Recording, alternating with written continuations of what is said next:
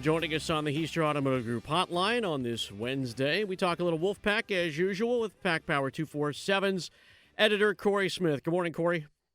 Good morning, guys. How are y'all doing? Solid this morning, but probably not as solid as Katron Evans, who gets to be on the field, immediately eligible for NC State. Did you hear the yell when that came down from, I think it was DJ Elliott, who threw up his hands and said, "Finally!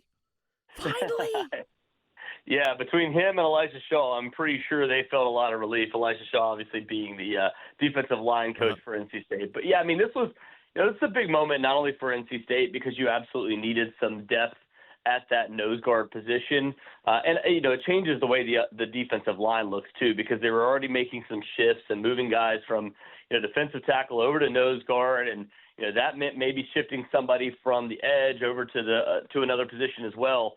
But it's also huge for Katron Evans, too, because this is a kid that went through some serious adversity early on in his college career, dealing with the deaths of multiple people in his family, almost being evicted from his home. And that obviously led to a lot of issues when it came to being in the classroom and not being able to perform on the field. So finally they found a federal judge that was able to see that and understand, have a little bit of empathy for a player, and it's leading to him, being eligible through now August 24th, and the expectation is when he has the hearing on August 18th, that he should be fully approved for the 2026 season. I was just going to say the odds of him getting that approval and being able to stay with this team. For NC State, I mean, again, we talk about the player and what it means to them, but for this team, and you mentioned having to shuffle things around and whatnot, in a position where they had returners, but was it actually returning production? I thought more of the challenge was to replace, linebackers, but all of a sudden you find like when you get a guy like Evans who's immediately eligible, it all of a sudden fixes a place where you didn't think you needed fixes. Yeah, I mean, the situation you're in now at this point is kind of what NC State was in a couple years ago, where you had a guy like Brandon Cleveland stepping into a new role, but you needed some guys behind him that were able to, step in and give him some chance at relief, but also, give him a chance to truly learn the position and get right. And that led to Brandon Cleveland being an NFL draft pick this past year. The same thing with Josiah Victor going into this season. Josiah Victor steps in at the nose guard position, and he's a guy that, is expected to play a really big role for NC State and be great at that spot. But he's also, a second-year player. He only played 100 snaps last season behind Brandon Cleveland. So now you have him and you have Katron Evans. And then you even have guys like A.J. Prim who were expected to step into that role that now, all right, man, you got some good reps during fall camp and you're ready to potentially step in there. Now you have, multiple guys that you feel like at the middle of that defense, the most critical position when it comes to run stopping, you now have some serious depth there. Pack Power 247's Cory Smith joining us here on Next Step here on 99.9 The Fan. Paul Ihander with you. Max Goren here as well. So I know Michael Clark, Pack Power 247, had a chance to talk with the offensive line coach. How many dinners is it going to take for C.J. Bailey to develop chemistry with this offensive line in front of him? Is the over-under like 12? I don't know. I mean, you got a couple guys that were already kind of built-in chemistry you had from last season. Spike Souls that is moving over from the guard position to center. That might be the one where it's like, all right, you kind of have to really have that relationship there now because, the center is obviously critical for your quarterback spot. And that's his natural spot, right? That's his natural spot. Exactly. So between him and Teague Anderson and Kamen Smith and those are all guys that were there last year, and then Rico Jackson expected to play that spot. The one that you really need to have a couple dinners with and maybe, really wine and dine is Jamarian McCrimmon stepping into that left tackle role, the most critical spot when it comes to, pass coverage. So he really needs to be, or pass blocking, really needs to have, that guy on his side and understand, all right, man, when we're doing these schemes, like what types of things am I looking for? So that's exactly who he needs to be able to kind of figure out is the guy coming over from ECU that's going to be taking on the blind side for him. So McCrimmon, in terms of just assimilation and getting ready and stepping up, I guess, in terms of like a level from group of 6 to power 4, what's the early take on his progress right now within Coach Dave Doran's offense? Yeah, I think I've said it a couple times with you in the past and even on our podcast. The biggest sign to me for him, obviously NC State really likes what they got in him, and they've said it a couple times. And, Dave Doran said, one of the guys, he was just asked a blanket statement, who's standing out to you on offense and defense? And one of the guys he said was Jamari McCrimmon. It wasn't even like, asked about the offensive liners like that. But the biggest indicator to me was going back to when NC State was looking through the transfer portal, they went out and got Jamari McCrimmon. And I think the thought process initially was, all right, Teague Anderson, a guy that played right tackle last year, probably going to slide over to left tackle. That's going to be where he's going to be. And then Jamari McCrimmon and somebody else will probably battle it out for the right tackle spot. Well, no. I mean, right once he came in from the start of spring camp, he played really well at that left tackle spot. It gave Teague Anderson the chance to stick at his natural right tackle position, and that's a pretty big indicator to me that I feel really comfortable with him being there and keeping an experienced guy over in that right tackle spot. Duke Scott, freaks list, well deserved, and is that freaks list going to turn into production for the Wolfpack? Yeah, you certainly hope so. I mean, he's a guy that going into the season has a lot on his shoulders, and not just because of the squats that he's doing as well, but the fact that he comes into the season and understood the assignment. He didn't just say, all right, I'm going to rest on my laurels. I rushed for almost 600 yards last season. That's good enough. I'm going to come into this season and do that. When I get on the field, it's going to be easy. No, he went out and added an extra 10 pounds onto his frame. He's still running a 4.3. I think it's a sub 4.3 540 is what was written the other day on the freaks list. And then, the fact that he's also, added some more strength to be able to run through ACC offensive or defensive lines this upcoming season.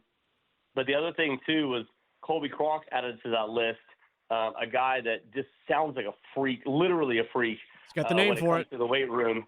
And this is a guy that missed most of last season in the weight room and on the field because of the shoulder injury, and he comes in this year and is already breaking the power clean record for NC State. So gives you a pretty good idea of just how strong he is and how much higher the ceiling can be for a guy that's in only his second year at NC State. Cory Smith, editor of Pack Power 247, joining next up this morning, giving us the update on all things NC State on a Wolfpack Wednesday. And as we're talking all things NC State, I did want to ask you about basketball, Cory. There was news this morning out of UNC. Seth Trimble's transferring with his additional fifth year of eligibility over to Louisville. In terms of the Wolfpack, we've already seen Darion Williams commit to returning to his old school in Texas Tech. And there are rumors that NC State is kind of in discussions with Van Allen Lubin and Micah Handlockton to potentially bring in one of those to add to their front court this year as well. Where is that kind of trending as of now? Do we think one of those guys will potentially be on the roster for Justin Gainey, and how confident are they, and just how confident is the college basketball world in general that these guys are going to be able to play this year? Yeah, that's certainly the hope for them. I think right now, just going to that last part of what you said, how confident are you that they're going to be able to play? The Colorado injunction obviously changed things for a lot of players, and there's players committing everywhere. But I think there's still a lot of players that are kind of waiting, seeing, and going, all right, I need to actually get my lawsuit to go through. There's been a few across the country that have been able to do that, but you don't have anybody that's a few of these guys, especially we mentioned Michael Handlockton, and obviously with Van Allen Lubin, both of them still waiting to hear officially whether or not it's going to be approved. But with the situation with NC State right now, Handlockton is a guy that they're looking at very closely, and they've talked to, they've had discussions. Still, other teams that are in the mix right now, USC and Ole Miss, and the options are all over the country right now because he's looking for higher financials than maybe where his fit would be for any of those teams. So it'll be interesting to see what happens with him. I've been told, the top option for NC State right now is Van Allen Lubin, trying to make that work. I shared some intel this morning on stuff behind the scenes when it comes to both of them, but more so Van Allen Lubin. But he'll definitely be one to watch. He's still waiting to find out, the results from a lawsuit that they're trying to file. They were not able to file in North Carolina last week because they were trying to get a different judge for that case. The NCAA was. So they're looking to do it out of state, potentially in Texas. So we'll see where things fall for him. But I think right now he's waiting more so for an official word. And NC State's doing the same thing. We only get a taste of that VIP content. You can access it right now through Pack Power 247. They've got a 60% off deal right now off an annual Pack Power subscription. You can read everything that Cory writes, speaks, videos, and sometimes even spills coffee on. Have you ever spilt a cup of coffee during your coffees with Cory? Oh, man, I haven't, and that's going to make it where it's going to happen now. Yeah, I'm knocking for you. I did get a little dribble on the chin one time, unfortunately, but haven't fully had a spill yet. So. Okay, well, we'll hold off on that, and if so, I'll get you a bib for next time. Cory, appreciate the insight as always, friend. Yes, sir. Appreciate you guys having me. All right, Cory Smith, editor, Pack Power 247. Catch all his writings there at 247sports.com.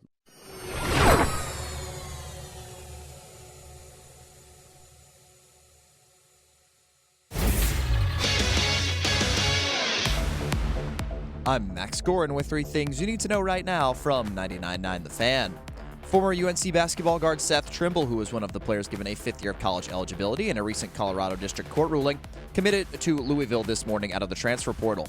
Trimble played 4 seasons at Carolina, averaging 14 points per game last season as a senior.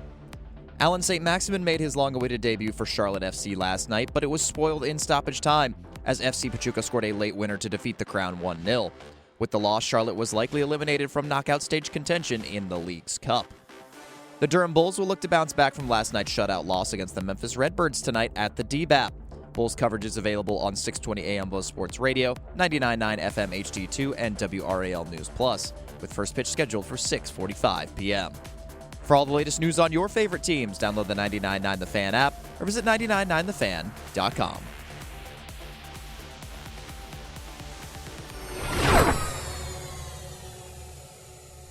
Every time I prep for this show, and honestly I read all the time, ask my wife, she hates it. She's like, I want to talk. And I'm like, I'm reading, I'm sorry. But I do make time for her, don't trust me. We've been married a long time.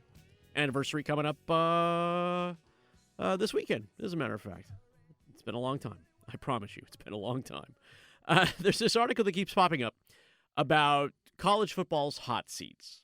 And there are a number of college football coaches who need to prove themselves in a year 2 or in some cases like a year 10. One of them that came up right away before you even had to write this list, clearly in the ACC, was going to be Mike Norvell. Mike Norvell knew he was already on the hot seat because we found out that Lane Kiffin was kind of offered that job, at least according to ESPN, that when he was at Ole Miss, there were 3 teams that wanted his services. 2 happened to be in Florida. One Florida and the other Florida State. And when you are not doing so great, Florida State has been, we talked about reputation a bit yesterday. Florida State, he has been there for 6 years, and he has had 4 losing seasons. Don't even count the Jordan Travis lost season where they didn't make the national championship, and yes, it was a travesty for the conference. And Norvell has a huge buyout. It's still a big buyout if he leaves this season, if he can't make it happen. I'm not sure how long they've been able to stick around with this choice. I guess it has to be the money, right? This is why Florida State wanted out of the ACC to begin with, because they had to figure out a way to pay Mike Norvell to go, to leave. This is epic cash. The coach at A&M who left, Mike Sumlin got a big paycheck too. The coach, Kevin Sumlin, and the coach who is now Jimbo Fisher, former Florida State guy, right? There's a lot of money out there. Everyone's getting bought out. He's one of those guys. But also on this list is Bill Belichick. And Bill Belichick, is it the off the field stuff that makes this happen? Is it because of that? Because it's where I get led to easily by the rope. You're pulling me towards the off the field stuff in the last 18 months that where things went well in the NFL, and it was fun to see the dog in the chair, and it was the press conferences were short and tight and slightly amusing, and you just live with it because it was so good. And then when you get here, you're just it just doesn't click. I think the off-field stuff is not helping his case, but it's not like the on-field product has really helped him very much either. beyond the first drive of the first game last season, there wasn't a whole lot to hang your hat on Now for they smoked Carolina. Richmond. Yeah, well, they're going to need that There's FCS win in week 2. I guess it's week 1 or whenever their second game is, since they're playing week 0. But if they can't get off to a good start again this year, like if they can't manage a win against TCU, and who knows how good they're actually going to be this year in terms of TCU, but if they don't get off to a good start, like it's really hard for me to see them being like a bowl eligible team again this year. This is buyer's remorse, perhaps. Maybe that's what pushes him onto the hot seat. 4-8. I mean, Jonathan Smith again got let go at Michigan State. Maybe there's a different set of standards when it comes to winning. I can't imagine that it is any different at North Carolina when it comes to football. Certainly not to basketball. You've changed over your staffs pretty hard at this point. Like, let's just lean into Courtney Banghart and women's hoops. Like, she's the only success, outside of Carolina baseball, who went to the College Baseball World Series, and that's just full hat tips to the Diamond Heels. Again, is it a hot seat? Is it deserved? Well, maybe we can explore that a little bit more tomorrow.